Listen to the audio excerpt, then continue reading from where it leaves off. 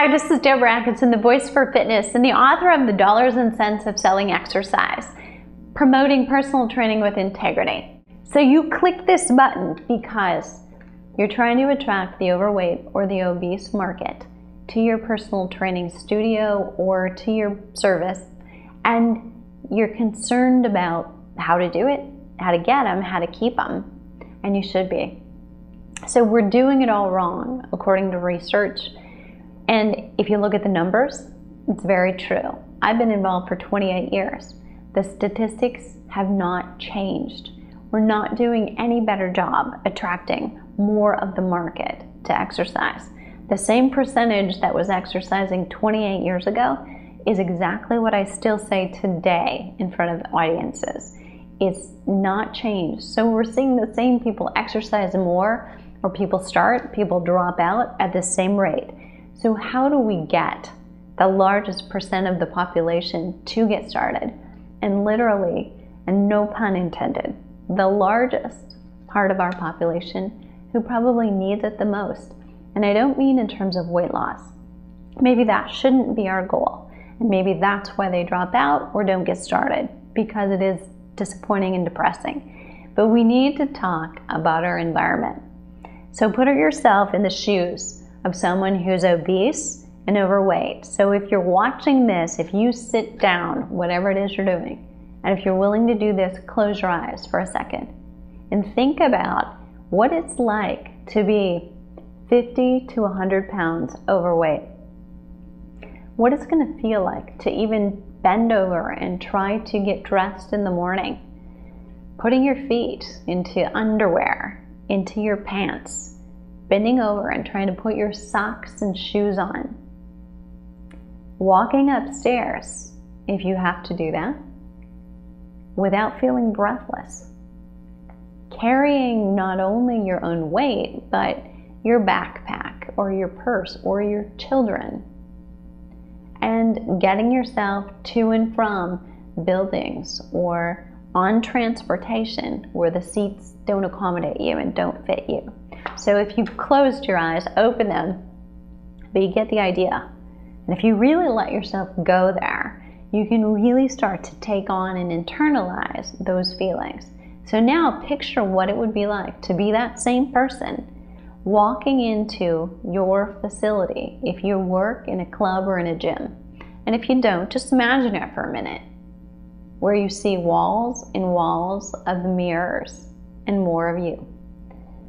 And where the majority of the people in there are regulars, regular exercisers who are probably more lean than the average person in the population.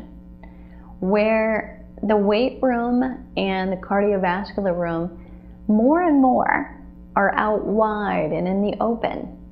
So if you were to exercise, everyone would be able to see you.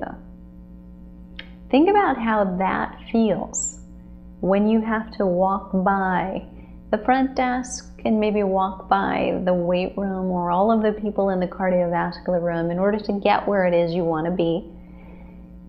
And think about how that feels and whether the environment that we promote as positive and uplifting and a great welcoming and open environment is really one that speaks that to the person who's truly overweight or obese.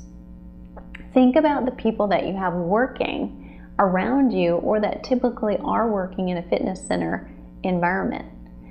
What do they look like? Do you have a diverse group of people in all terms of sizes, weights, heights? And a lot of times the answer to all of those questions is no. No, it's not welcoming. No, we don't actually represent a very diverse population. That's a dual-edged sword. For a lot of people, it's a hard decision to make. Do we represent all people, or should we not? And should we portray health? And sometimes, no matter what you do, someone will complain, if not attack your choice. But you need to decide who's your target market, and then are you doing everything possible to make it comfortable for your target market to actually exercise and come in and get started with you.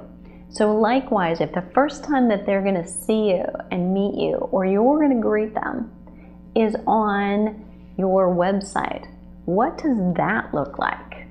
So essentially, they're virtually at your house, or they are virtually in your club.